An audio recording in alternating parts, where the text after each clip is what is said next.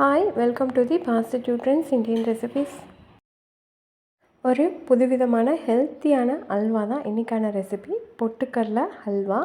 இது எப்படி பண்ணுறதுன்னு பார்க்கலாம். ஃபஸ்ட்டு பொட்டுக்கடலையை நம்ம வறுத்து எடுத்துக்கலாம். நான் ஒரு பேன் வச்சுட்டு பேன் ஹீட் ஆனதுக்கப்புறமா அரை கப் அளவுக்கு நான் வந்து பொட்டுக்கடலை எடுத்திருக்கேன். பொட்டுக்கடலையை மிதமான சூட்டில் கலர் மாறாமல் வறுத்து எடுத்துக்கலாம். அப்படி இல்லைன்னா அப்படியே பொட்டுக்கடலையை அரைச்சிட்டு கூட நீங்கள் நெய்யில் பவுட்ரு பண்ணிவிட்டு நெய்யில் வறுத்துக்கலாம். அரை கப் பொட்டுக்கடலைக்கு 1 கப் அளவுக்கு வெல்லம் எடுத்தால் கரெக்டாக இருக்கும். இதுக்கு அரை கப் அளவுக்கு தண்ணி விட்டுக்கோங்க. எல்லாமே ஒரே கப்லேயே அளந்துக்கோங்க.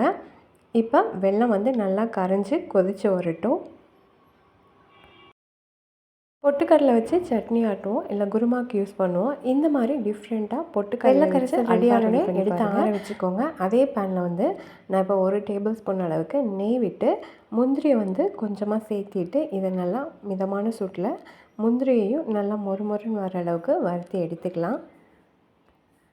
பொட்டுக்கடலையை நல்லா ஆறினதுக்கப்புறமா அரைச்சி மிக்ஸி ஜாரில் அரைச்சி எடுத்து வச்சுக்கோங்க.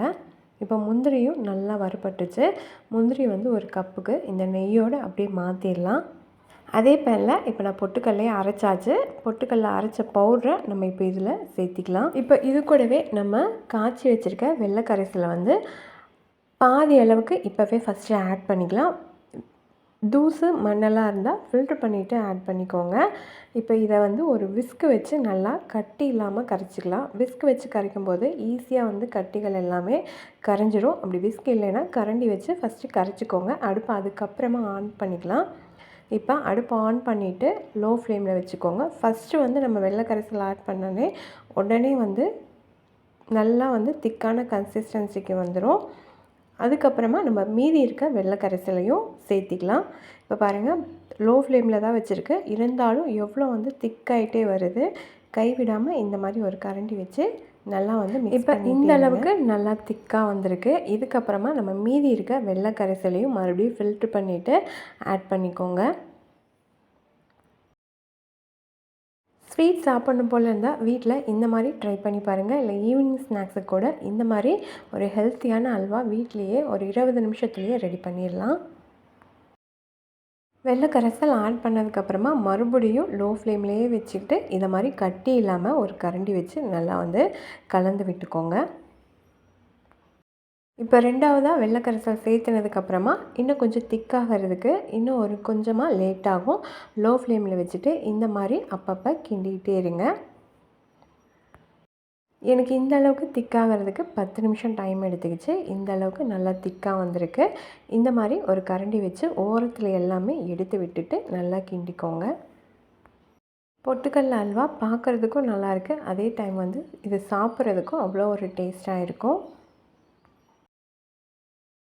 குழந்தையிலேருந்து பெரியவங்க வரைக்கும் எல்லாருக்குமே இது ஒரு ஹெல்த்தியான ஸ்நாக்ஸ் இது. இப்போ இந்த அளவுக்கு திக்கானதுக்கப்புறமா ஒரே ஒரு டேபிள் ஸ்பூன் அளவுக்கு நெய் வந்து உருக்கிட்டு அதையும் சேர்த்திக்கோங்க.